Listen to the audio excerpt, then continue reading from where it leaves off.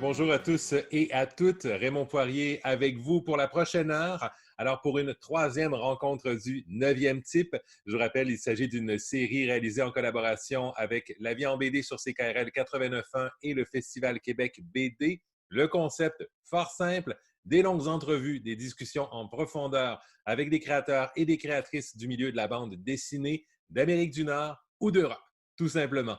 Alors, cela étant dit, pour cette semaine, on aura le plaisir de plonger au fil des prochaines minutes dans une rencontre avec l'autrice Myrion Mal, qui, entre autres titres, nous a offert Commando Culotte chez Ankama, nous a offert La Ligue des super féministes à la Ville Brûle, ou encore C'est comme ça que je disparais, donc qui a été publié du côté européen à la Ville Brûle, donc c'est déjà disponible et qui sera disponible à la fin de l'été, début automne, aux éditions Pawpaw, ici au Québec.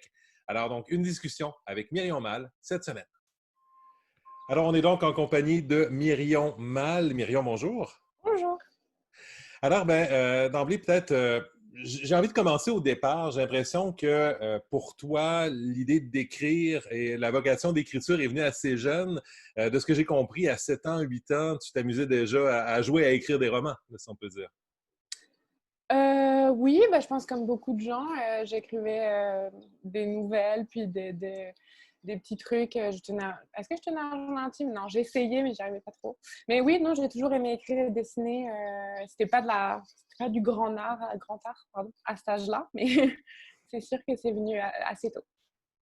Et tranquillement, il y a eu aussi un volet didactique parce que tes premières bandes dessinées, tu as lancé le blog Commando Culotte, je pense, autour de 2011-2013. Ouais. C'était arrivé plus un peu sur la volonté d'utiliser la bande dessinée comme un outil didactique. C'est un peu là que le volet dessin a fait un peu son apparition dans ton cheminement? Ah non, non, non, je dessinais déjà avant. En fait, ce qui s'est passé, pourquoi j'ai fait de la BD didactique, c'est que j'étais en école de bande dessinée à Saint-Luc, à Bruxelles. Et en fait, donc, en école de BD, en tout cas à Saint-Luc, on a des devoirs, des travaux d'école à faire. Donc, c'est dur d'avoir un long projet à côté, en plus de tous ces projets d'école.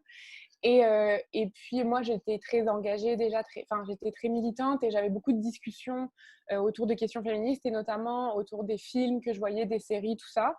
Et en fait, c'est juste venu parce que ça me permettait de publier des choses sur mon blog qui n'étaient pas des travaux d'école, parce que je publiais mes travaux d'école puis quelques illustrations, mais comme j'essayais de trouver une cohérence, parce que c'était encore l'époque où les blogs BD, c'était c'était encore lu et tout ça. Maintenant, ça a complètement disparu, mais il y avait quand même un peu cette culture-là. Donc, j'ai essayé de trouver une cohérence. Puis, je me suis dit, ça serait bien de reproduire ces discussions que j'ai dans la vraie vie avec mes amis ou les gens de ma classe et tout ça, et en faire des petites BD pour juste, en fait, ouvrir la discussion avec les gens d'Internet. C'était vraiment pas... J'avais pas beaucoup de lecteurs à ce moment-là ou quoi. C'était vraiment juste une idée d'ouvrir la discussion avec quelques personnes de plus et puis de pas me répéter aussi, parce que je me répétais beaucoup, parce que bon, souvent, quand on essaye de parler de sujets comme ça, les gens veulent pas vraiment être convaincus et donc ils veulent juste te faire répéter en boucle les mêmes arguments. Et je m'étais dit, au moins là, ils sont écrits, ils sont quelque part, j'ai pas besoin de les dire 3000 fois, je peux juste renvoyer vers là.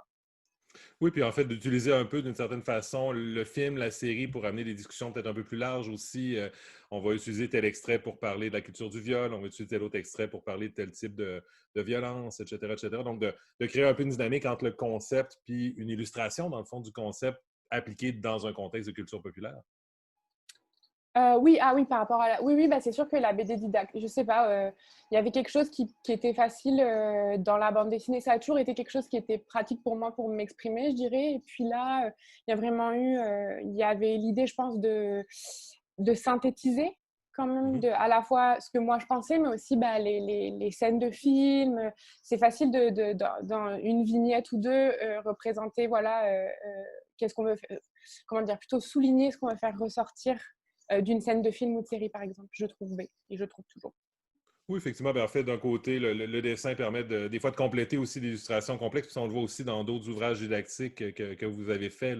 Je pense à la Ligue des super féministes où là, on prend des concepts peut-être plus universitaires parfois, puis on les ramène un peu à un niveau ou à 10 ans, on est capable de comprendre, Mm. parce qu'au-delà du mot, il y a le concept est simple, le mot est complexe, on peut dire C'est ça, aussi. exactement, exactement. C'est vraiment ça, c'est vraiment de la vulgarisation universitaire, mais accessible pour les enfants de, c'est ça, je pense que c'est 8-10 ans, peut-être 10 ans pour ceux qui ne passent pas petit bébé. Oui, parce que dans le fond, si on revient un peu à la notion de parcours sur laquelle on s'était démarré, donc il y a eu des études en dessin, il y a eu des études féministes aussi par après qui sont venues donc en sociologie, donc qui sont venues aussi apporter d'autres dynamiques, si on peut dire, à la réflexion derrière la création. Oui, oui, oui, c'est ça. J'ai un parcours où j'ai quand même commencé par des études littéraires, puis de théâtre, puis de bande dessinée. Puis là, après ça, parce que j'avais commencé mon blog justement et que j'étais rentrée plus dans les questions militantes et politiques et tout ça, et que j'avais envie d'avoir quelque chose de peut-être d'étudier ça en profondeur. J'ai fait une maîtrise de sociologie et d'études en spécialisation en études féministes. Et la Ligue des super féministes, je l'ai fait après avoir fini ma maîtrise. Donc, j'avais vraiment, parce que je trouve que c'est vraiment une chance que j'ai eue de pouvoir faire cette maîtrise. Comme j'ai appris beaucoup, beaucoup de choses, ma pensée s'est beaucoup enrichie, j'ai vraiment construit mes positions politiques, féministes, etc. Mais malheureusement, il y a beaucoup de textes qui ne sont pas accessibles du tout parce que c'est écrit en jargon universitaire. Puis même moi qui avait bac plus 5, bac plus 5 en France, ça veut dire 5 ans après le diplôme des études secondaires.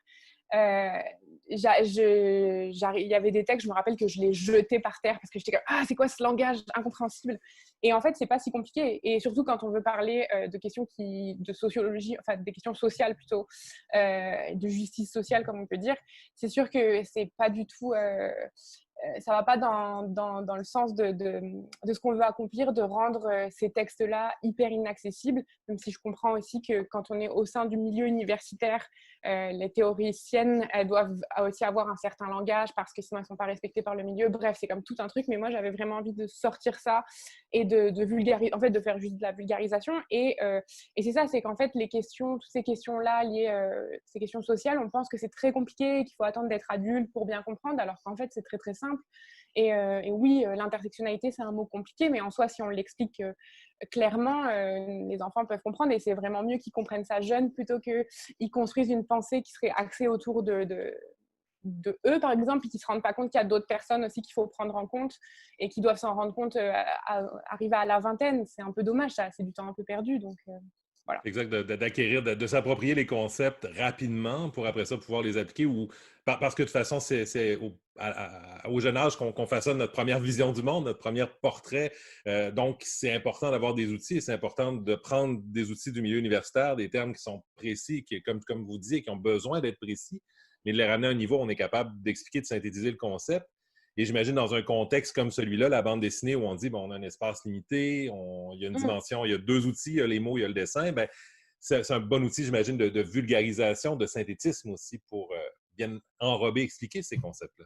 Oui, vraiment. D'ailleurs, moi, je trouve que, par exemple, la Ligue, alors, je sais que les dessins ne sont pas forcément du goût de tout le monde et il y a beaucoup de gens qui pensent que je ne sais pas dessiner ou que, mais non, non, c'est un choix que je fais de dessiner de cette façon-là. Et en fait, moi, je trouve que par exemple, quand j'ai commencé sur mon blog et maintenant quand je fais de la BD didactique, parce que je ne dessine pas du tout de la même façon pour la BD didactique et la BD de fiction, par exemple, illustration, bref. Mais j'ai vraiment réfléchi, c'est ça, cette synthétisation, parce qu'au début, j'écrivais des énormes pavés et je faisais un petit dessin. Au final, ça ne fonctionne pas. Autant écrire un texte parce qu'en plus, ça sera moins pénible que de lire ça avec une écriture manuscrite un peu serrée et tout ça. J'ai vraiment travaillé, c'est ça la composition. Bon, c'est sûr que la BD didactique, ça demande plus de texte que de la BD, que d'autres types de bandes dessinées, c'est sûr. En tout cas, peut-être plus que la BD narrative. Et, mais après, il y a vraiment l'idée c'est ça, par les mots, par un assemblage de mots et de dessins qui ne doit pas être trop lourd ni d'un côté ni de l'autre, aller au plus vite possible à l'idée qu'on veut faire passer, à ce qu'on veut transmettre. Et donc, ouais, voilà, c'est ça. Il y a vraiment un travail de synthétisation et c'est quand même un beau défi parce que ça force à aller au plus direct de l'idée qu'on veut transmettre et dont on veut parler, en fait. C'est quand même assez... Des fois, c'est fatigant, des fois, on s'arrache les cheveux, mais des fois, c'est aussi amusant d'essayer de voir comment on peut décortiquer quelque chose puis le présenter d'une autre façon. Et l'approche, justement, mettons, on parlait d'intersectionnalité tantôt, bon, un exemple parmi d'autres, mais on part de ce terme-là, donc tu commences un peu par, on écrit, on essaie de le définir, après ça, on simplifie, après ça, on intègre le dessin. J'imagine que ça doit être un processus quand même pour trouver la bonne manière, pour trouver la bonne planche, la bonne résultante à l'arrivée, dans le fond. Oui, ben alors, par exemple, pour la Ligue des super féministes, comme c'est un livre pour enfants, ça a été un autre défi pour moi parce qu'on ne peut pas expliquer des trucs aux enfants de la même façon qu'on explique aux adultes, simplement parce qu'il faut être beaucoup plus concis et beaucoup plus clair pour ne pas perdre des enfants. Parce que c'est sûr qu'un enfant de 10 ans, on ne peut pas dire telle idée amène à tel truc qui, oh, on va faire une digression à là, puis après on revient. Il faut vraiment que ce soit assez linéaire. Donc ça, c'était quand même, c'était peut-être la chose la plus difficile à faire. J'ai dû redessiner tout le premier chapitre parce que j'avais fait trop serré, trop compliqué. Bon. Mais après, oui, c'est ça. Moi, quand je fais de la BD didactique, en fait, je fonctionne sans storyboard, sans crayonné. Je fais comme un plan de dissertation à l'école. Et j'essaye de faire mon propos, puis 3 parties ou 2 parties. Puis après, à l'intérieur, qu'est-ce que je peux... comment je peux construire ça. Et en fait, je fonctionne juste avec du texte. Et après, je découpe je découpe comme je me dis, OK, cette partie, ça va être sur 2 pages, cette partie sur 1 page. Et là, j'écris et j'essaye. Et en fait, au moment où j'écris le texte, j'essaye vraiment d'aller déjà un peu comme si je préparais un oral, parce qu'à l'oral, on a tendance on écrit pas beaucoup, puis au final, on parle vraiment plus longtemps que ce qu'on écrit. Mais c'est un peu ça. J'essaye de réduire ce que j'écris pour que dans les dessins, soit pas... et ouais, voilà, il y a vraiment un travail de réduction. Oui, puis j'imagine que l'étape de dissertation est importante parce que ça permet de voir précisément qu'est-ce qu'on veut dire, qu'est-ce qu'on veut amener, puis éventuellement de se rendre compte qu'on en a trop, qu'il faut en retirer, que Oui, c'est ça. Non, non, c'est ça. Puis c'est vraiment hyper utile aussi de fonctionner en dissertation parce que le but d'une dissertation, c'est à l'école, là, c'est de démontrer un point, de démontrer une théorie. Et donc là, c'est exactement la même chose et ça permet peut-être de pas comment dire, de pas s'éparpiller et de se rappeler toujours ah oui, ok, c'est ça que je veux montrer, je vais le faire en 2 points ou je vais le faire en 3 points et après j'arrive à une conclusion et donc oui, je sais pas si ça répond ça répond oui, bien à ce que je... oui, puis en même temps, c'est l'autre élément qui était amené que je trouvais intéressant, c'est l'idée justement de l'idée plus linéaire, parce que, par exemple, dans Commando Culotte ou dans d'autres éléments où on s'adresse à un public plus âgé, ben, on peut, comme tu disais, ouvrir une idée, puis après ça, ben, finalement, ça déboule sur une autre idée, on en ouvre d'autres, on en ferme plusieurs, donc on peut développer plusieurs récits parallèles. Tandis que quand on s'adresse à des enfants, ben, on développe l'idée, on ferme, on ouvre une autre idée, on ferme, donc c'est plus, ben, tu disais, c'est plus linéaire. Donc, est-ce que ça devient difficile de prendre ce réflexe-là ou au contraire, une fois qu'on a fait un truc comme la Ligue des super féministes, qu'on s'est concentré pendant un certain temps là-dessus, c'est difficile de retrouver le réflexe inverse, de pouvoir s'éparpiller un peu plus? Ouais, peut-être que ça serait dans ce sens-là. Aussi, c'est que ça fait un peu de temps que, enfin, depuis la Ligue, j'ai pas vraiment fait d'autres BD explicatives pour adultes ni pour enfants d'ailleurs, parce que je me suis concentrée plutôt sur la fiction. Et, euh, mais j'avais essayé de réécrire une note pour mon blog que j'ai un peu abandonné, gardé de côté en me disant quand j'aurai le temps et tout. Et c'était drôle parce qu'effectivement, j'étais dans les deux, comme à la fois j'allais à la super simplification, mais aussi il y avait certains points où j'étais en train de faire plop, plop, plop, plop. Je me disais, oh mon Dieu, c'est trop confondant, personne ne va rien comprendre. Et j'étais vraiment un peu dans les deux trucs où à la fois, soit je trouvais que j'étais trop dans la simplification sur certains points et d'autres, j'étais, en tout cas, j'imagine que c'est un équilibre à retrouver. C'est vrai que euh, c'est pas forcément sur ça que je vais me concentrer toute ma carrière. Donc là, j'ai un peu mis ça de côté, mais peut-être si j'y reviens, j'aurai un nouveau. Il faudra que je m'adapte d'une nouvelle façon pour un nouveau public ou même pour revenir à un public auquel j'ai déjà parlé, mais j'ai déjà parlé. En tout cas, ouais, ça demande toujours de réfléchir en tout cas à la forme autant que le fond. Et c'est pour ça que des fois, ça me fait de la peine ça me fait de la peine, non, mais genre, quand les gens pensent que les dessins sont de cette façon-là ou que les textes sont de cette façon-là parce que je ne l'ai pas réfléchi. Au contraire, il y a un gros travail en fait de construction pour que ce soit le plus clair possible. Et même si des fois, ça passe par l'ultra simplification ou un peu plus de texte. Voilà. Oui, puis en fait, j'imagine toujours le défi de trouver le bon dessin, la bonne approche pour le bon propos dans un récit didactique. La vedette, c'est les mots, c'est les termes, c'est l'explication. Aussi, ben, enfin, on ouvrait vers la fiction, mais C'est comme ça que je disparais, ben, de trouver aussi le bon style de dessin, la bonne approche parce qu'on est dans un autre esprit. Mais tu sais, de choisir qu'est-ce qu'on met de l'avant, puis comment créer un équilibre à l'intérieur de l'album, c'est des choix qui sont quand même assez difficiles aussi, j'imagine. Oui, dans la fiction? Dans la fiction autant que dans le didactique, dans le fond, Oui. pour de trouver Ben, le bon dessin pour le bon propos.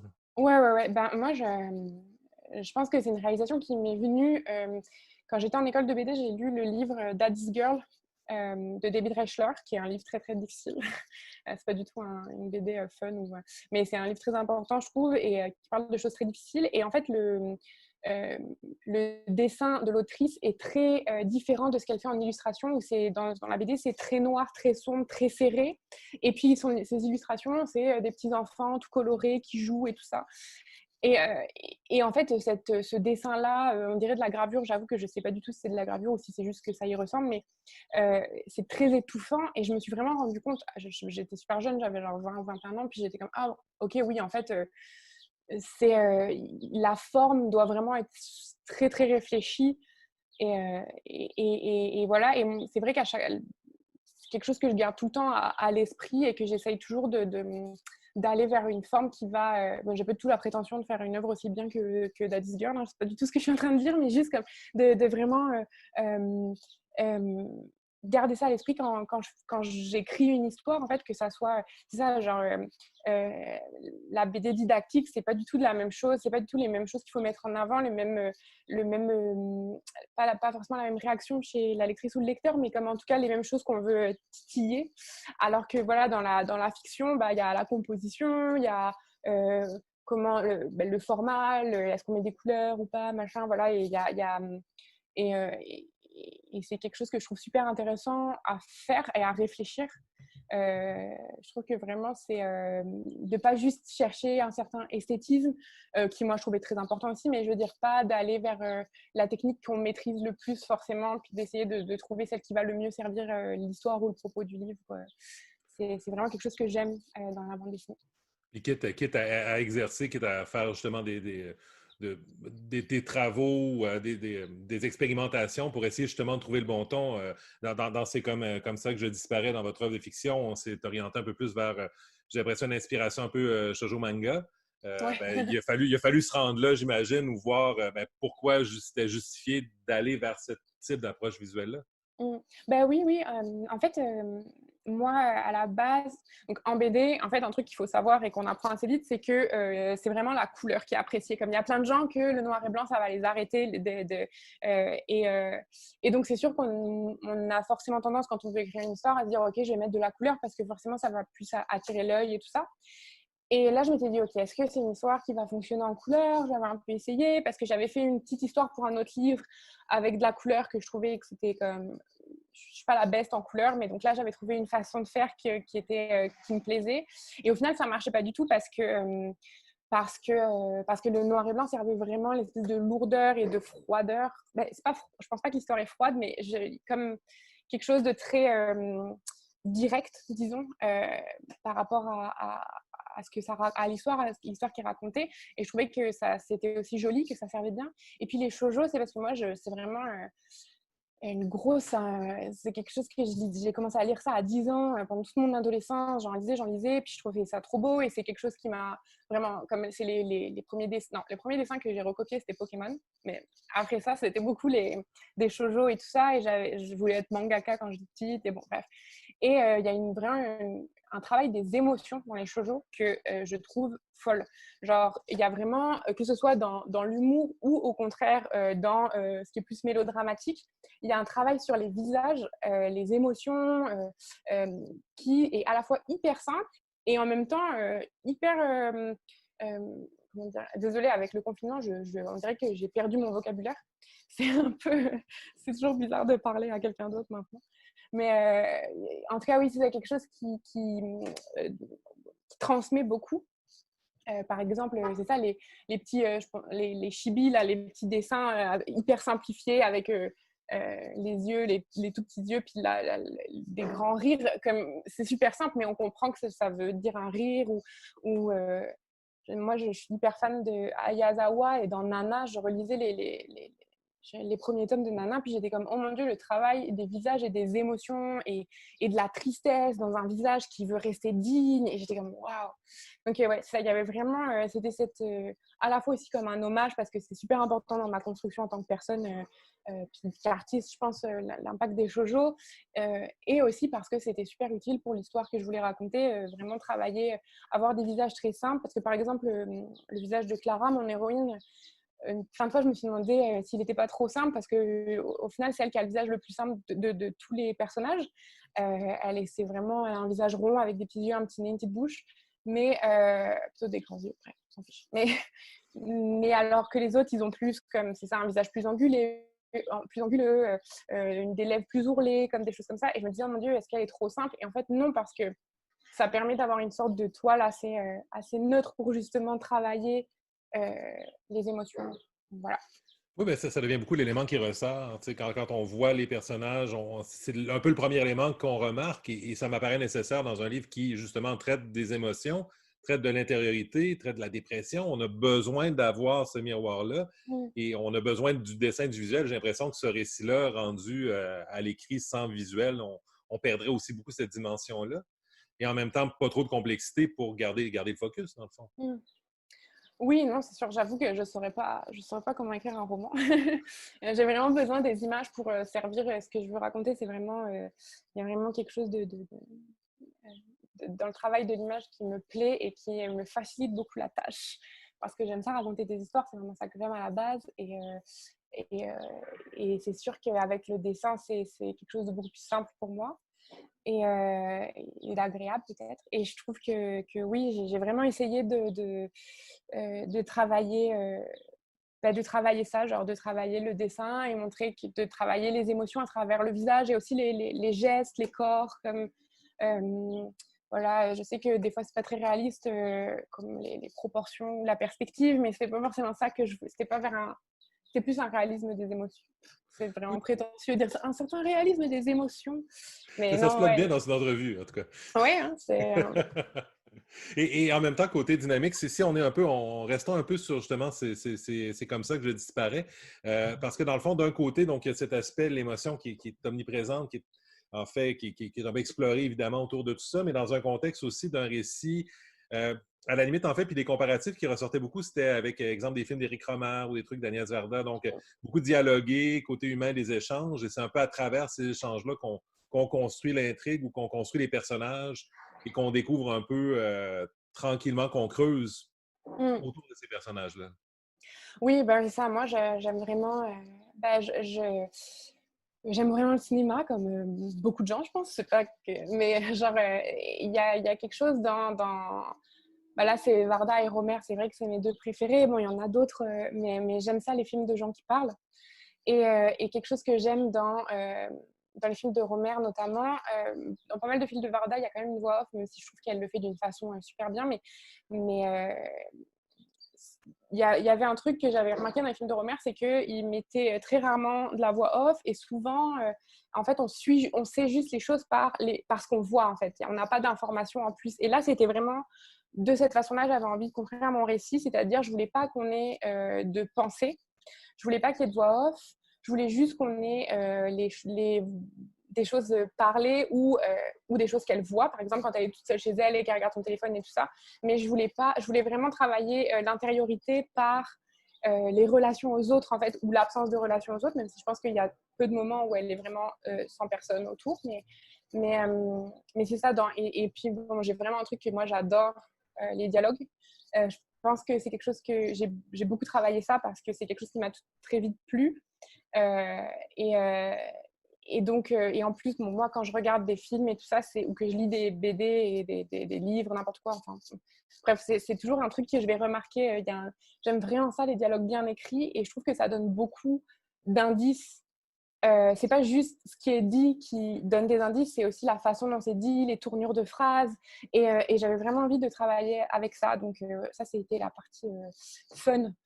J'avais vraiment envie c'était vraiment plaisant. J'ai vraiment aimé ça. Et j'aime vraiment ces films-là. Et c'est vrai que c'est une grande, grande source d'inspiration. Euh, et pour ce livre, notamment ces deux cinéastes, effectivement, Il y en a eu d'autres, mais ces deux, c'est vrai que c'est beaucoup sur leur film à eux que je me suis basée. En tout cas, Et, et, ouais, pardon. et en même temps, en fait, il y a comme quelque chose aussi dans l'intrigue qui amène vers le dialogue, parce qu'au bout du compte, c'est comme ça que je disparais. Je l'ai un peu perçu comme un livre sur la difficulté de dire les choses, de dire réellement les choses, ou de trouver un espace où on se sent libre de les dire pour vrai, sans jugement, sans justification. Donc, c'est sur la prise de parole d'une Oui, victime, en fait. oui, oui, exactement. En fait, j'ai pas choisi non plus juste le dialogue par hasard ou quoi. C'est parce que je trouvais que c'était une bonne façon de, de, de raconter cette histoire, en fait, de parler de cette dépression-là, parce que toutes les dépressions sont pas similaires et j'ai pas la prétention de dire que je raconte la dépression en général, c'est vraiment une en particulier. Et cette histoire, ça marchait beaucoup parce que c'est quelqu'un qui n'arrive pas à communiquer, qui est dans un milieu à la fois ouvert et en même temps maladroit, qui sait pas. Parce que c'est ça, c'est ses amis. Je voulais pas non plus que ce soit la gentille et tous ses amis qui comprennent pas, ils sont méchants ou ils sont pas, ou ils sont contre elle. C'est vraiment comme toutes ces choses un peu dissonantes qui arrivent jamais à se rejoindre et qui du coup en fait font créent une sorte de confusion et de malheur chez elle qui n'arrive pas à parler parce que c'est pas que les gens sont pas là, en fait, les gens sont là, mais elles savent pas comment tendre la perche et elle sait pas comment la prendre, en fait. Et montrer ça à travers justement leurs discussions, leurs échanges. Je trouvais que c'était une bonne façon de le faire et j'espère que ça marche et j'espère que voilà, comme on comprend que c'est cette espèce de fragilité entre les points de vue qui est comme souligné. Je sais pas. Oui, d'essayer de voir, en fait, d'essayer de comprendre, d'essayer de montrer de manière peut-être un peu naturaliste, entre guillemets, mais voici, des amis, des gens qui se connaissent, mais finalement, on dirait qu'il y a quelque chose quand on est face à une réalité qui est invisible, dans le fond, qui est immatérielle, ben c'est plus difficile peut-être d'amorcer ou d'ouvrir ou de trouver comment ouvrir le dialogue. Et en même temps, c'est important de le montrer aussi parce que ben, on parle, c'est pas facile de parler de dépression déjà, c'est pas facile de parler d'émotions de vide, et c'est pas facile non plus de comprendre ou de saisir les conséquences que peuvent amener les violences sexuelles au bout du compte. Et donc, c'est un peu, j'ai l'impression qu'à travers un livre comme ça, d'un côté, il y a beaucoup de défis parce que c'est pas évident de parler du vide, de la dépression, du mal de vivre au bout du compte. Et en même temps, il y a des tabous aussi qu'on affronte de front parce que c'est pas encore si répandu de réussir à bien parler de ces éléments-là, de bien parler aux victimes autant que de bien parler au public en général, sans choquer, sans créer des déclics qui vont amener aussi des gens qui ont vécu des éléments comme ça à peut-être se retrouver dans une dynamique un peu moins confortable. Donc, bref, c'est complexe pour une première fiction, dans le fond, tout ça pour Ouais. dire ça. Ouais, merci quand même de souligner tout ça parce que oui, c'est vrai, c'est un point hyper important pour moi je voulais vraiment pas que ce soit quelque chose de déclencheur, effectivement.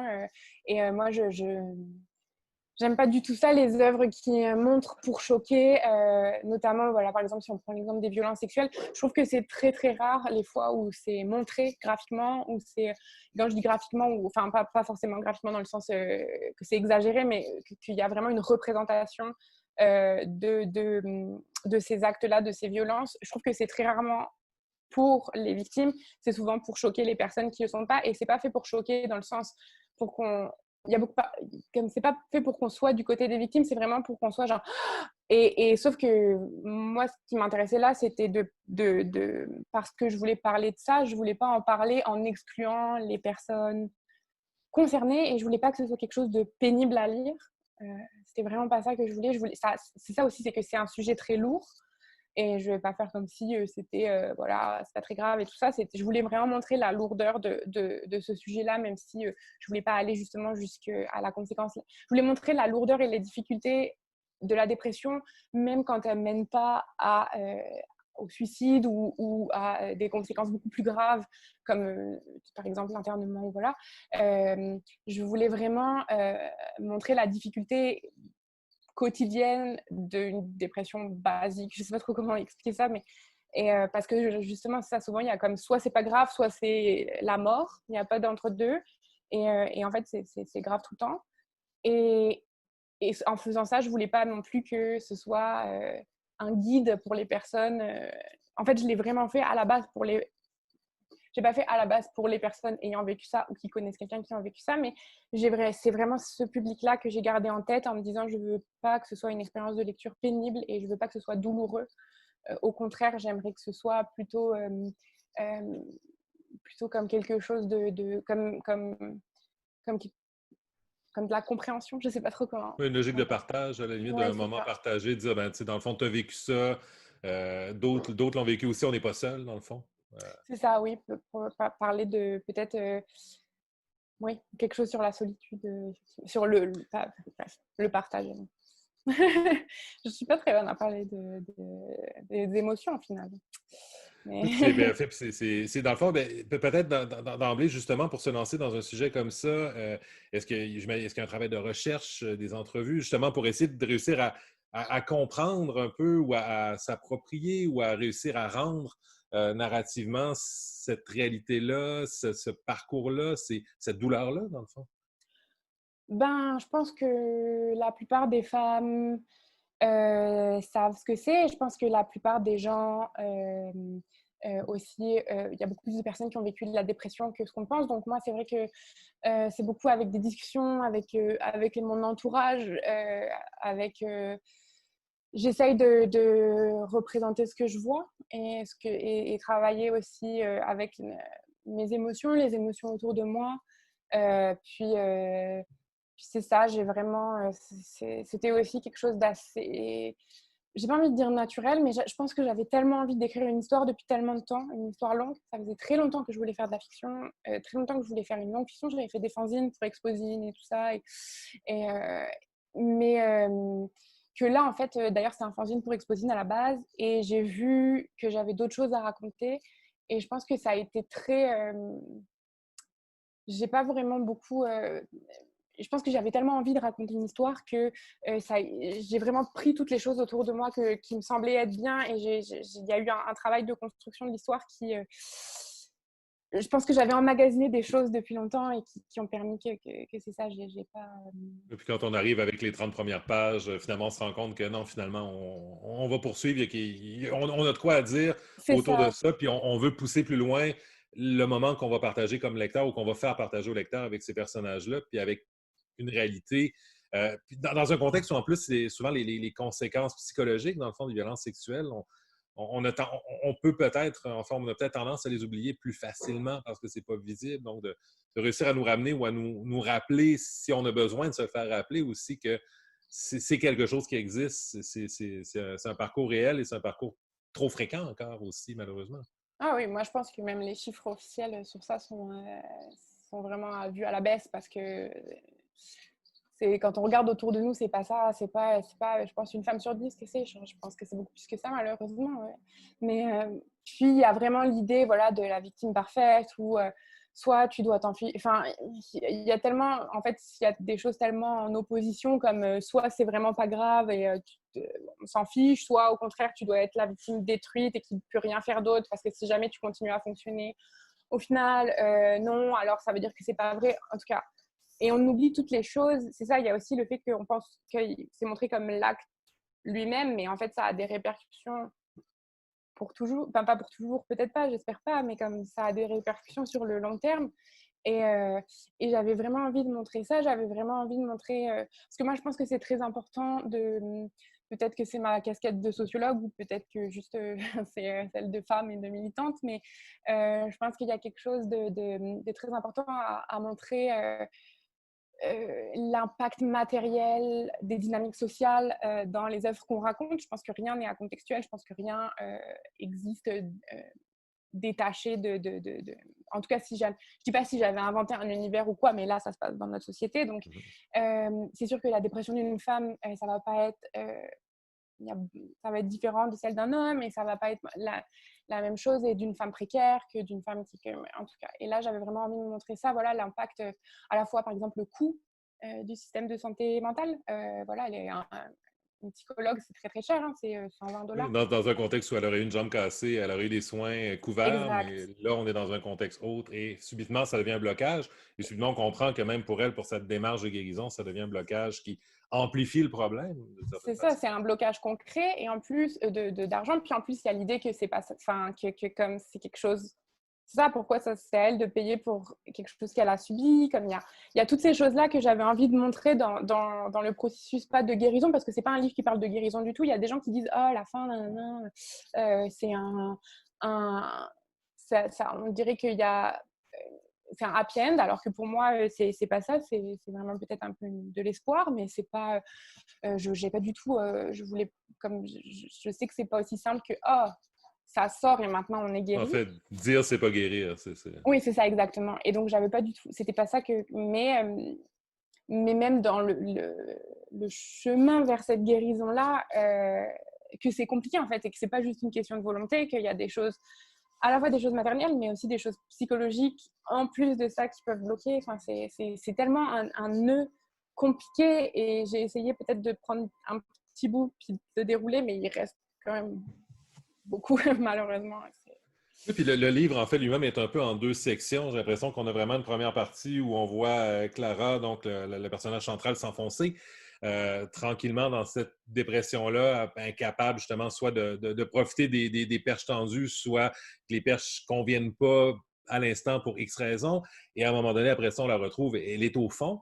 Donc, c'est un peu les deux temps. Comme tu disais tantôt, on n'a pas la partie guérison, à mon sens non plus. Je dirais, on finit au fond, on sent que peut-être que, mais l'avenir nous le dira, mais on est vraiment dans l'étape de la descente et du fond, dans le fond.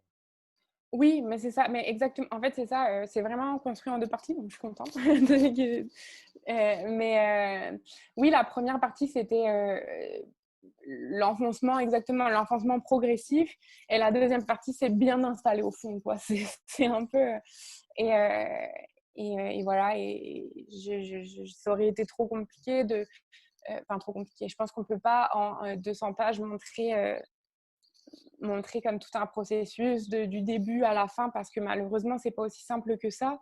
Peut-être que ça l'est dans certains cas, et je pense qu'il y a des cas aussi où la dépression, c'est quelque chose qui va être induit par un événement précis et qu'une fois cet événement dénoué, peut-être que ça ira mieux. Mais il y a des choses comme ça, justement, notamment les causes qui sont systémiques, c'est-à-dire qui ne sont pas juste individuelles, qui vont être beaucoup plus dures à dénouer parce que ce n'est pas soi-même contre soi-même ou contre cette chose qu'on a vécue, mais contre cette chose qu'on a vécue, puis toutes les autres choses autour qui nous la rappellent tout le temps et qui nous disent tout le temps que c'était peut-être notre faute ou alors que c'était pas si grave ou qu'on exagère, et tous ces blocages-là. Et donc, voilà. Oui, puis la culpabilité, dans le fond, c'est de dire ben, pourquoi je m'en sors pas. Ben, les amis qui, à un moment donné, finissent par se tanner parce qu'il est toujours déprimé. Puis tranquillement, dans le fond, et ça revient un peu à ce que vous disiez tantôt, dans le fond, on peut pas sortir la narration du contexte social. Donc, il faut aussi bien ancrer le contexte social dans lequel on place la situation pour après s'expliquer puis dire ben, voici une dépression. Dans ce contexte-là, démarré par une violence sexuelle au départ, ben, pourrait peut-être arriver comme ça dans le contexte de notre société, mais dans une autre société, ben, ça ne serait pas nécessairement similaire non plus. Mais peut-être que oui. Donc, dans le fond, il faut bien ancrer les choses, il faut bien présenter le contexte, dans le fond, pas simplement le symptôme au cœur, parce que, comme vous venez de dire, dans le fond, ce n'est pas seulement l'élément central qui est la cause non plus, mais ça peut être exacerbé par les dynamiques sociales, par les pressions sociales, par les perceptions, par les tabous, par les préjugés, etc. Oui, non, c'est exactement ça. Puis je suis pas allée à la plus grande difficulté non plus. Je suis pas. C'est ça. J'ai choisi un milieu qui ressemble. Comme je disais, je me suis beaucoup inspirée de ce que je vois autour de moi. Donc j'ai choisi un milieu qui ressemble beaucoup au mien. Bon, c'est le milieu littéraire et non pas de la bande dessinée, mais je connais aussi des milieux littéraires, etc. Et donc il y avait un truc un peu de pas choisir la difficulté plus de genre oh un milieu où elle serait vraiment rejetée, tout ça. Voilà, je voulais montrer que même avec un milieu ouvert qui connaît ça et qui est quand même un peu éduqué, qu'il y a encore beaucoup de choses à faire et beaucoup de malaise en fait, parce que c'est ça, je pense qu'il y a un grand malaise qui entoure ces questions-là, de ce sujet-là, que ce soit à la base, que ce soit autour des personnes qui vivent ça ou de leur entourage aussi, parce que je pense je pense qu'on ne peut jamais... ça demande un gros travail, en fait, d'éducation, j'imagine, et sur soi et voilà, sur la façon dont on va vers les autres pour comprendre aussi qu'est-ce que c'est que la dépression et comment agir bien avec quelqu'un qui souffre de ça, quoi. Et en fait, d'un côté, j'ai l'impression que l'aspect éducatif est assez présent à date dans les titres que tu nous as offerts, parce que, dans le fond, autant pour la dépression, pour les réalités qu'on adresse dans C'est ainsi, c'est comme ça que je disparais, autant dans les termes, dans les éléments de tes écrits plus didactiques, où tu décortiques, t'expliques le féminisme, on se rend compte, on adresse des malaises, on adresse des éléments qui sont acceptés, sont embrassés par les uns, mais qui font encore réagir chez d'autres. Et encore aujourd'hui, il y en a qui vont gêner d'utiliser certains termes ou d'autres termes aussi. Donc, on voit qu'il y a peut-être moins de malaise aujourd'hui qu'il y a 20 ans ou qu'il y a 10 ans, mais il y en a encore sur certaines choses. D'où l'importance, j'imagine, aussi de les adresser, de les amener, profiter de médiums comme la bande dessinée pour les sortir de façon différente. Peut-être que ça sort dans d'autres contextes académiques, etc. Oui, non, je pense que c'est... Je ne sais pas si j'ai voulu faire quelque chose d'éducationnel, mais c'est sûr que, comme je disais, c'est ça pour moi, l'idée que le contexte social se détache pas. C'est peut-être ça qui ressemble à quelque chose d'éducatif, parce que dans le sens que je pense que je dis ça parce que j'étais tellement en rupture avec non, maintenant j'ai fini la BD didactique. Mais Oui, c'est ben vrai c'est que des façons différentes d'amener le didactique. c'est C'est à ça. travers les motifs, l'expérience, la fiction, à travers des trucs plus Voilà. classiques. Mais par exemple, je parlais d'Agnès Varda et c'est en ça qu'elle m'inspire beaucoup parce qu'elle touche à beaucoup de choses. Elle fait du documentaire, de l'autobiographie, elle fait des films de fiction. Mais même dans ces films de fiction, par exemple, c'est Antoine Hillois qui raconte les dernières semaines une jeune femme itinérante qui, voilà, qu'on voit faire la route, je pense qu'on dit en France où elle est. Bref. Puis, mais ça parle, à la fois, ça raconte juste l'histoire de cette jeune femme-là, mais aussi ça parle de beaucoup d'autres aspects à travers les gens qu'elle rencontre, à travers ce qu'elle vit, à travers les violences ou les préjugés qu'elle reçoit, etc. Et pourtant, c'est juste un film de fiction qui raconte une histoire, mais ça explore beaucoup plus de choses que juste raconter une simple histoire. Pourquoi je dis une simple histoire? Parce qu'une simple histoire, moi je pense pas qu'il y a de simple histoire justement en fait. Je pense que toutes les œuvres de fiction racontent beaucoup plus de choses que le récit lui-même. Et voilà. Et je pense que j'ai essayé de faire quelque chose comme ça aussi qui déborde peut-être un peu sur du récit pur pour toucher d'autres choses, mais j'espère Ouais, que des ça marche. thématiques qui te touchent, des thématiques que tu as envie d'amener, Oui, c'est des ça. éléments, puis un peu dès le départ aussi, parce que si on remonte à 2011, 2013, ben, rapidement, je veux dire, la volonté d'amener des réflexions actuelles, féministes, avec un côté militant, avec un côté politique, avec un côté social, c'est un peu ta ligne directrice, d'une certaine façon. Puis il y a une dynamique de prise de parole de ta part aussi, Mm. en nous amenant ces éléments-là de différentes façons. Oui, merci. C'est gentil de dire ça. Non, mais merci. Oui, non, je pense que il y a c'est dit aussi parce que peut-être j'ai été pas repérée, c'est pas le mot que je veux dire, mais genre mon premier livre a été parce que sur mon blog je parlais de féminisme et donc je pense qu'après, il y a eu un peu cette... C'est une étiquette que j'ai travaillée, là. Je veux dire, j'ai fait des études dans ça. Mais c'est sûr que bon, c'est des choses qui me tiennent à cœur et je ne peux pas les détacher de ce que je fais. Donc, j'imagine que ça tâche un peu tout, mais en positif, comme je pense que c'est des belles tâches. Et euh, désolée, je perds mes mots.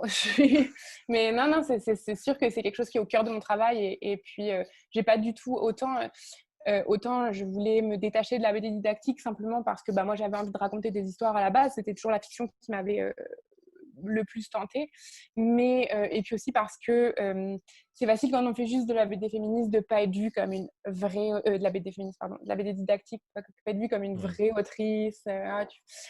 Donc, je pense que j'avais envie de faire mes preuves, mais en même temps, c'est pas quelque chose que je renie du tout, que je veux dire, je suis contente c'est quelque chose que j'ai travaillé et j'espère que ça se verra dans le reste de mon travail aussi. Ou que ça se voit même dans cette étape de travail-là, parce que veux pas la recherche, la réflexion, ben, si on est capable d'aller aussi d'aller puiser, si on peut dire, à ce qui nous entoure, aux expériences, aussi, c'est un sujet que tu fouilles depuis des années, c'est des éléments qui t'intéressent, le côté sociologue, donc ce qui fait que tu as un peu une spécialité narrative, entre guillemets, mais dans le sens positif du terme. Puis après ça, d'une capacité, puis j'imagine, le défi de l'amener dans différents tons, de passer d'un côté vers des trucs adultes, vers des trucs un peu jeunesse, vers de la fiction, vers du documentaire, du didactique. Donc, on surfe un peu entre l'un et l'autre, mais de ce que j'en comprends, c'est peut-être la fiction qui risque d'être la trame de fond pour, à tout le moins, les prochaines créations. Oui, ben c'est ça, je me dis, j'aimerais ça, comme je disais, j'avais réécrit une note, si on parle au terme de blog. Mon Dieu, c'est fou de se dire que les blogs, c'est quasiment disparu maintenant. Maintenant, c'est beaucoup Instagram, mais genre, j'avais repensé ça à une BD didactique, voilà, sur des questions encore de vulgarisation de socio-féministes. Et j'aimerais ça trouver un moment le temps de la faire, mais c'est vrai que j'aime vraiment ça, raconter des histoires. Puis là, j'ai comme un projet de BD narrative, de fiction pour enfants, et j'en ai une autre pour adultes. Donc, j'ai pas du tout à peine commencé les deux. Là. Je suis justement au stade de la recherche de la forme. Et bon, voilà. mais peut-être qu'après, j'y reviendrai. J'aimerais ça... idéalement, en fait, j'aimerais ça pouvoir toucher à plein de choses. J'aimerais ça... j'aime vraiment beaucoup la bande dessinée et je trouve que il y a tellement de choses riches et belles à faire avec, et il y a tellement d'endroits à explorer avec ça que j'aimerais ça continuer. Voilà. Après, probablement que je ne suis pas très bonne à tout, mais je veux dire, c'est quand même le fun d'essayer de voir qu'est-ce qui nous plaît. Et puis voilà, donc voilà. J'aimerais ça peut-être refaire de la BD de sociaux, mais sur un format peut-être plus long. Comme à un moment, je pensais peut-être faire une enquête, je sais pas si... Enfin, une enquête, comme genre un seul sujet qui serait délié. Bref, je sais pas, il y a plein de choses qui sont chouettes. Mais c'est sûr que on dirait que je veux me défendre en disant non, promis, je vais pas faire que de la fiction. Mais c'est vrai que c'est beaucoup de la fiction que j'aime et qui me donne le plus de plaisir à écrire et à faire et à travailler aussi. C'est ça que je trouvais fou, c'est que même les moments où j'étais bloquée et les moments où je devais me sortir d'un nœud de l'histoire, d'essayer de trouver quelque chose, c'était vraiment trop bien. C'était vraiment le fun à faire. Genre, j'étais comme faire un devoir mais bien. Comme Oui, de passer d'un côté les personnages, comment on les organise, c'est ensuite de ça, voir un peu comment on les installe sur la page, est-ce que ça fonctionne, de rythmer tout exact. ça. C'est vraiment, et autant la BD didactique, je trouve que j'ai beaucoup de plaisir aussi à la faire parfois et souvent en fait, mais les moments où je suis bloquée, c'est beaucoup moins agréable que quand c'est de la fiction. C'est moins un casse-tête cool que un travail d'école qu'on n'a vraiment pas envie de rendre, mais qu'on doit quand même rendre pour demain matin parce que bon, on a traîné depuis 2 semaines et demie. Puis en même temps, c'est sûr qu'il y a toujours des défis aussi, j'imagine. Exemple, dans le contexte de la fiction, on parlait du monde dans lequel la fiction s'inscrit. Ben, exemple, les médias sociaux, Instagram et le reste mentionné. Ben, il faut réussir à trouver une façon de les intégrer qui soit naturelle. Les dialogues, il faut réussir à trouver une façon de les intégrer qui soit naturelle aussi. Ça reste un joli casse-tête de bien faire de la fiction aussi, de bien s'approprier ce côté-là, puis de réussir à rendre ça de manière fluide, de manière naturelle, dans le fond. Ouais, ouais, vraiment. Et c'est ça. En plus, moi, j'ai vraiment j'aime vraiment ça, l'utilisation des réseaux sociaux dans les récits d'aujourd'hui. Comme je trouve ça toujours étrange quand dans les récits qui se passent de nos jours, on fait un peu comme si ça n'existait pas, alors que c'est une partie vraiment présente. Après, j'ai pas du tout non plus voulu faire une critique des réseaux sociaux. Il y a des gens qui m'ont demandé si je voulais faire une critique d'Instagram, mais j'étais comme... pour moi, Instagram, c'est juste un outil professionnel, donc j'ai pas du tout le même rapport que quelqu'un qui est juste qui va l'utiliser pour suivre des influenceuses ou quoi. C'est quand on est illustrateur, je pense qu'il y a un aspect plus professionnel. Bref, donc j'avais pas du tout c'était pas ça que j'ai essayé de faire. Je pense que si j'essayais de le faire, ça serait complètement raté. Mais il y avait vraiment c'est ça exactement, l'envie de l'intégrer d'une bonne façon, de faire que ça soit naturel, que ça fasse pas que ça soit pas grossier, que ça soit et je trouve qu'il y a vraiment à chaque fois qu'il y a comme un film ou une série ou une chanson qui utilise ça bien, genre par exemple la chanson d'Angèle, désolée, c'est comme un truc, mais comme elle a sorti une chanson qui est comme oui mais non, oui et non, je pense. Puis j'étais comme waouh, c'est vraiment un bon truc de réseaux sociaux. Et je trouve que c'était, en tout cas, c'est des trucs fun à explorer, un peu nouveaux, j'imagine, même si même si ça fait quand même un peu de temps que ça existe. Là, mais Oui, c'est mais en ça. même temps, ça devient des triggers ou des éléments aussi qui peuvent amener le récit à Mm. avancer. Comme, en fait, pour revenir au livre, à un moment donné, Clara qui tombe sur Instagram, une personne qui a liké un statut ou qui a liké une photo, mais là, c'est comme où l'accessibilité à l'intimité d'autres personnes aussi qui change un peu j'imagine, le processus de passer à autre chose, le processus qui peut ralentir la capacité qu'on peut avoir à avancer. C'est ça, exactement. C'est à la fois c'est comme un lien qu'elle a avec l'extérieur, mais c'est exactement comme marcher dans la rue, en fait, même si, bon, je veux dire, il y a peut-être plus de bénéfices à marcher dans la rue pour la santé. Mais c'est vraiment à la fois quelque chose de positif parce que ça peut lui permettre de communiquer avec ses amis qui sont loin et son meilleur ami, ou voilà, ou puis une façon pour elle d'être jointe par ces amis-là aussi qui vont la chercher, mais aussi exactement, ça peut être des trucs négatifs et un rappel de personnes qui nous ont blessés ou auxquelles on ne s'attend pas forcément ou qu'on peut aller chercher. Mais c'est exactement comme marcher dans la rue puis tomber sur tomber sur un de ses amis ou tomber sur quelqu'un qu'on voulait éviter. Et donc voilà, et je voulais vraiment montrer l'aspect relationnel d'Instagram et des réseaux sociaux et de Facebook et de Messenger. Et voilà, et juste l'utiliser comme un élément narratif plus que comme euh, qu'en parler vraiment. Pour moi, c'est vraiment plus un outil ouais, c'est ça. J'ai toujours peur que les gens pensent que je voulais faire une critique de ça ou quoi, parce que comme je disais, je pense que, mon Dieu, si jamais on le regarde au niveau de critique des réseaux sociaux, ça serait tellement... Je pense pas du tout que ça serait une bonne critique ou quoi. De toute façon, j'ai l'impression qu'on passera à côté du cœur du livre, là, qui est pas, c'est plus sur une démarche de personnage que sur une critique de. En fait, la critique est plus large de toute façon aussi, où les constats sont plus larges que simplement sur un aspect, un élément. Mais parce qu'on revient un peu à ce qu'on disait au départ, au bout du compte, sur les schèmes, sur les manières de fonctionner, sur la pensée globale qu'on a, nous, comme société, qui fait qu'après ça, on va perpétuer ou complexifier, si on peut dire, les réalités de gens qui, eux, souffrent, comme ton personnage principal, au bout du compte. Ah, oui, Si oui. je synthétise encore. Non, oui, merci, c'est vraiment une bonne... ça me fait vraiment plaisir parce que c'est des bons... comme une bonne compréhension du livre, mais pas dans le sens que ça me fait plaisir que ça a été reçu un peu comme je le voulais. C'est J'imagine chouette. que la compréhension varie aussi selon les individus, selon l'expérience des individus. Le livre, en fait, probablement qu'une femme, un homme ne le recevra pas nécessairement de la même façon non plus. En fait, c'est dans ces situations-là, j'imagine qu'on réalise aussi ou qu'on perçoit bien la variété des expériences et le fait qu'on n'est pas dans les souliers des autres. Donc, on a une idée assez rudimentaire de ce que l'autre personne, l'autre réalité va être comparativement à celle que nous, que moi, je vis, par exemple. Oui, je pense que après, il y a eu c'est pas général et une règle sans exception, mais effectivement, il y a eu quelque chose que je trouvais intéressant, c'est qu'il y avait plusieurs hommes qui voyaient le truc des violences comme un twist final, alors que pour moi, c'est dès les premières pages, c'est raconté, puis chez les femmes, c'était beaucoup plus compris dès le début. Et aussi, dans les critiques plus négatives que j'ai pu avoir,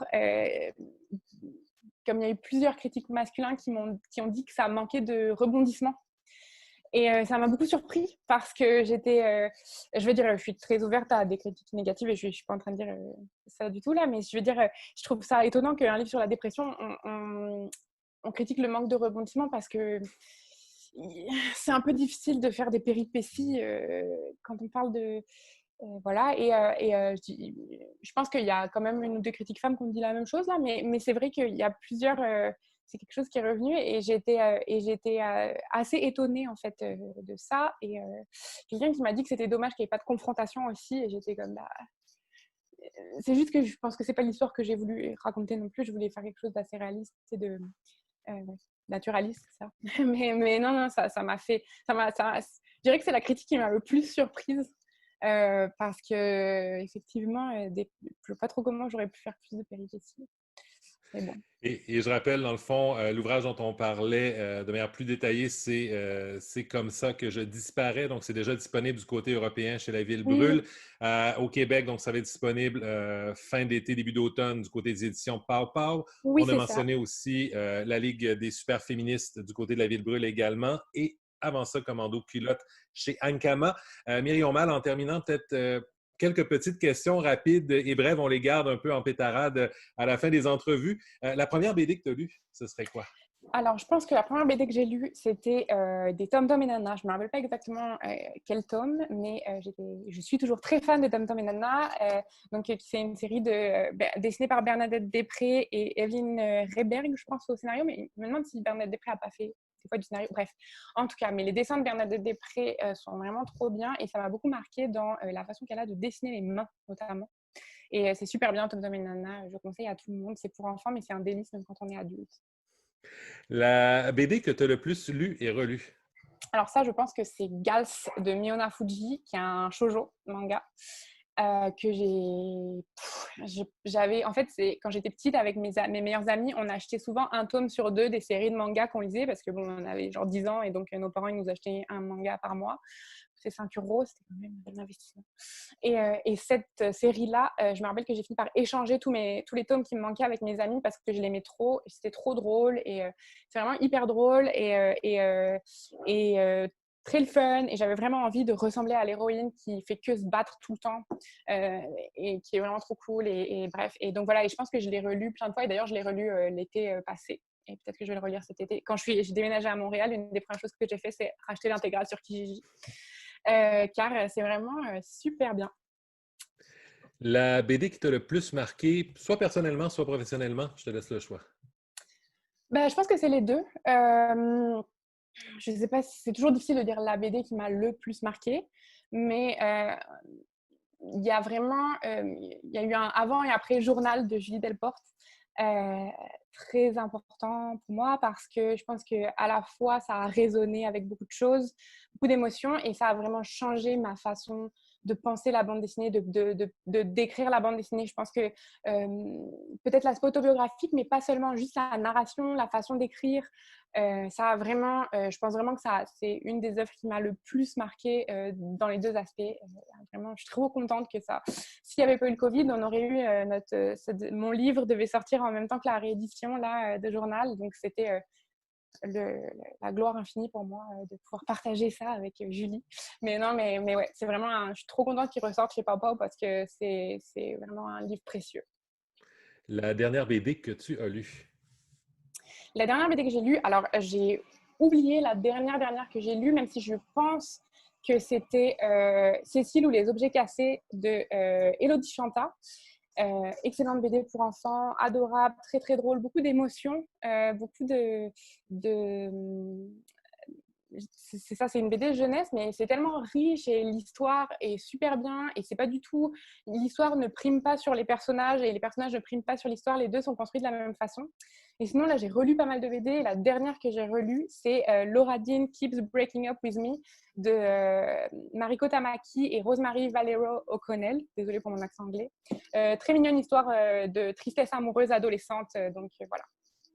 Et en terminant, dernière question, hors de la BD, un livre qui t'a marqué. Alors là, j'ai lu très récemment Une chambre à soi de Virginia Woolf. Puis je me suis trouvée bien bête d'avoir attendu si longtemps pour le lire parce que bon, c'est toujours étrange. Désolée, il y a un camion qui passe dans ma rue. Je sais pas si ça s'entend pas trop, mais c'est toujours étrange de lire un livre qui a presque 100 ans, non, enfin, en tout cas qui date du début du XXe siècle et de voir que ça résonne encore beaucoup. Bien sûr, la situation a changé, bien sûr, mais je trouve que ça résonne beaucoup avec la vision qu'on a des femmes artistes aujourd'hui et la réalité des femmes artistes.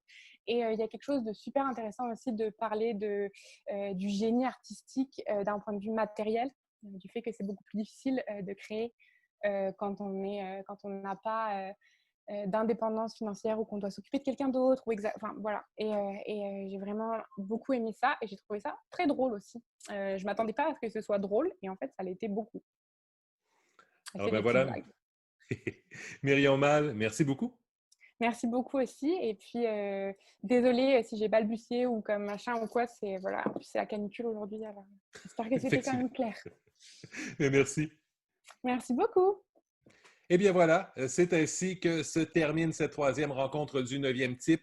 Comme à l'habitude, remerciements obligés à Thomas-Louis Côté qui s'assure de l'enrobage et de l'emballage technique de ces rencontres et qui les accompagne également. Donc, Thomas-Louis Côté, directeur général du Festival Québec BD. Je vous rappelle que les rencontres du 9e type sont une collaboration entre le Festival Québec BD et la vie en BD sur CKRL 89.1. On en profite également pour remercier la Fabrique culturelle. Et de notre côté, après cette semaine, donc une belle rencontre avec Myrion Mal. La semaine prochaine, on s'en va à la rencontre d'Alex A, auteur de L'Agent Jean. Alors, c'était Raymond Poirier avec vous. Ça a été un plaisir, évidemment, et je vous dis à la semaine prochaine.